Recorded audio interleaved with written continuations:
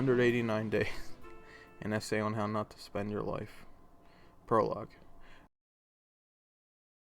The year is 2009. I'm 13 years old and my mom was asked to watch some of her co-workers' kids for the day. I was expecting a few kids younger than me, but who actually came over with two brothers that were around my age. We had a good time playing different games, and then they took their laptops out. This is the first time I saw that login screen that would change my life, both for better but mainly for worse. That night, I watched them raid Icecrown Citadel, and it was the greatest thing I'd ever seen in my life up to that point. I had known about WoW for a long time, but I was never allowed to play it since I was too young. However, with help from those two friends, I was allowed to play. What transpired next was an on and off 11-year addiction that had given me both good and bad things, but mostly bad things. This video is not a hit piece on WoW, however, we'll discuss my personal issues and how WoW has made them worse. This video is sort of a final hurrah of sorts so that I can have closure on a game that consumed my life on and on for over a decade. Before the video starts, I have a few main characters I played on. My first and main character was named Varland on the Pandybears server. This was the character I spent 189 days of my life on. The other character that I played most often was Kutho on the Wormrest Accord server. I do have other characters, but those really aren't important. Part 1. Time. I had always been hooked on medieval fantasy. Watching Lord of the Rings when I was young and playing games like RuneScape had created a love for medieval fantasy that made a perfect segue into World of Warcraft when I finally got the chance to play it. All of this I'm okay with, but what had been the problem is the amount of time I was playing. Anytime I wasn't at school, I'd find an excuse to go over to my grandma's house to play it until I got my own computer.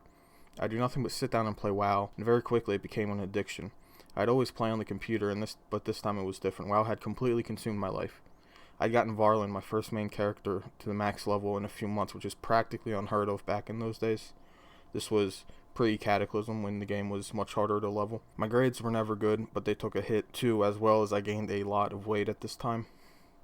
It was seeming like a recipe for disaster, and it really took over my life for a very long time. I would rotate off and on from different games, so I would always come back to WoW for months at a time and never play anything else.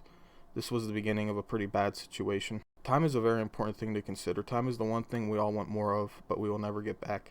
189 days to some people is a lot, but to other gamers it really isn't that much. I don't have Asmongold's or Boogie's 2988's playtimes in games, but there's a pretty clear difference as to why this is. You know, if you can profit off games and playing video games all the time, it doesn't feel like a waste of time at all. I'm not trying to say that playing video games is an inherent waste of our time. However, it's very easy to fall into a hole with games like WoW and other MMOs that will leave us for the worse. What I think is more important is the word why and why we spend so much time on games like this. Part 2. Hiding Pain. My favorite game outside of WoW is Legends of Zelda Majora's Mask. Since most people have played, I won't cover much of it to waste your time. However, my favorite thing about the game are the emotions and tone of the game. I'm an avid believer in the 5 stages of grief theory, where each section of the game represents a stage of grief. I understand that the creators didn't intend this to be the case, however, I have 2 arguments to this. 1, its art can be interpreted any way someone wants, and 2, the initial theory doesn't claim it's only 1 emotion per section. It's more of a line of coincidental emotions that can be interpreted as a representation of a stage of grief. With all this being said, everyone goes through these stages, and some people come out for the better and some come out for the worse. The important aspect is how we react to the pain in our lives. That's the most important thing. I'm far from the first person to say this, and not to insult everyone's intelligence. Everyone has devices, and some of these can be originated as a response to trauma in their lives. These responses can be good or bad, but are usually not great. Some people go to food, others goes to overspending, and some worse can fall into hard drugs and alcoholism. I personally fell into playing medieval fantasy worlds too much alongside a few others. I didn't have a bad upbringing, however. Not having a dad around growing up mixed with some childhood sexual trauma ruined me mentally from when I was like 6 years old until I was 22 before I got help with it all. I dived into fantasy worlds, denying and pretending that things that had ruined me had not. I'd play as Varland the Paladin for 189 days of my life, almost as if it was a new identity, where this pain had not happened. I could be a virtuous hero and crush anything in my way. And that's the false reality I lived for a majority of my life until I chose to get help. Part 3. Getting help. Getting help is hard. It's admitting you have a core problem somewhere where other issues spring up over time to hide the fact that the core problem exists. What my WoW addiction had done to me was push all my problems away for over a decade. I had gained over 150 pounds, which has obviously very negatively impacted my health. I have very, very poor social skills outside of this 16 by 9 computer screen, and that makes it hard to even leave my house due to high levels of anxiety amongst some other issues. When I had finally gotten help, it started a process that would change my life. I did quit WoW and a lot of things for that time. Opening up how I felt about what happened to me helped me in many ways. Still to this day, I'm working through a few problems. Going to therapy is something everyone should try to do at least some point in their life, regardless if you actually have trauma or not. After going to therapy for a while, I decided to come back for WoW just for a little bit, off and on. I knew it was a bad choice, but let's just say I got pretty lucky because after Legion, the game just never felt like WoW. I really had those, this is what World of Warcraft is moments. If you play the game, you'll understand. The game had declined, and I started getting feelings I should end playing WoW for once and for all. I'd been in more control of how much I played, but if the game was still as good as when I first started, I'd probably still be playing it right now instead of making this video essay. I would spend the next expansion mostly not playing, and personally, I'm a pretentious person. I need a big, grand finale, especially for how long I'd been playing. I decided that the 400 mount achievement would be the final achievement and goal, and that would be it. I did end up getting it, however, I would come back one last time a few weeks ago. Part 4, Invincible. You see, what had dragged me into WoW in the beginning, besides the fantasy, was the mounts. Mounts had also interested me, as I saw my two friends flying on proto-drakes of various colors, and that was really cool to me at the time. I have an addict's brain, so as soon as I could fly in the game, I was trying to get all of them. My two favorite mounts in the game were the black and plagued proto-drakes, which unfortunately had gotten taken out before I started, so I never even had a chance to get either. Unless you count the warrior class mount, which I do in my heart a little bit. The one mount I had always wanted was Invincible. The Lich King's horse was so awesome to me. Based on the lore behind it, plus the rarity along with the look alone, everyone wanted it. Like, literally everyone wanted this thing. I had wanted it too, and without going too much in detail, I'd wanted this thing since I first saw it, and that was my goal. However, as luck would have it, or not in my case, I had never gotten it. I'd run ICC over 450 times over all my characters, and never gotten it. This is where it gets interesting. Invincible is the mount I always wanted and never got, and being over 400 mounts now, I could complete what I'd wanted and get this mount in one last run. I bought a month with in-game gold, and I was determined. I was running this on 11 characters weekly. Each for 3 weeks, I'd come back with nothing. However, the final week, it dropped. I was running a few times, and I actually got the drop, and I had 7 days left to play. I got the mount I wanted for over a decade.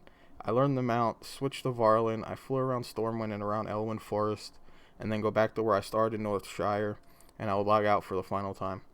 I took a few Giazo images and logged out for the final time. I'd gotten everything I wanted, and the entire final hour felt very surreal. It was like I was dreaming, but not honestly, because deep down the truth on how I really felt was coming out. Part 5, Truth. 189 days is only the time I spent on Varlin. The actual amount would be closer to 300 if we added all my characters' times together. When I sat there in Northshire, I'd be looking at what I'd wanted for so long, I realized how much I didn't care about it anymore.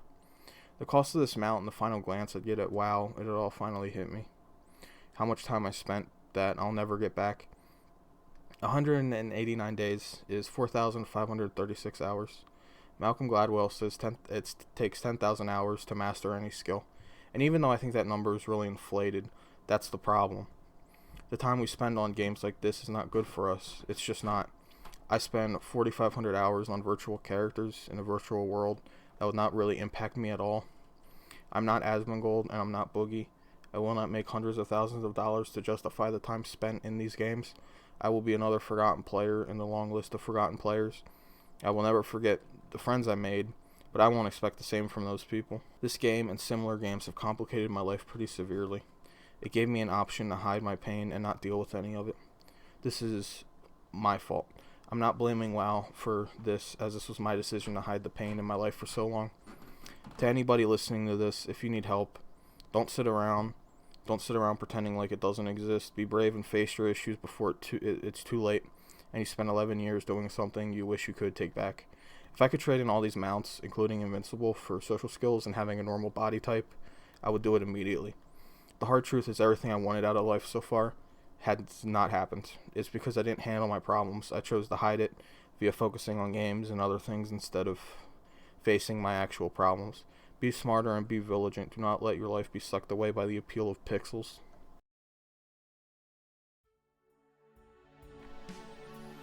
Part 6, Conclusion. After scripting out the last few sections, I feel like I don't need a conclusion. I wasn't even expecting Invincible a few days ago. I had to rewrite the script because the drop happened.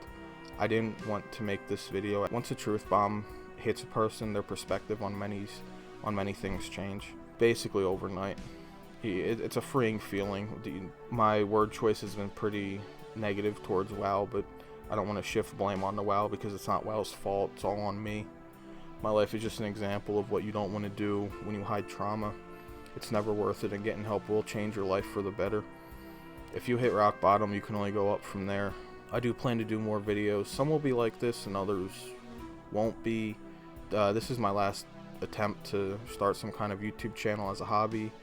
If I'm not feeling it, I'm just going to move on. I still have a guitar and I'm still learning Japanese and a lot of other stuff I've been doing ever since I got my master's.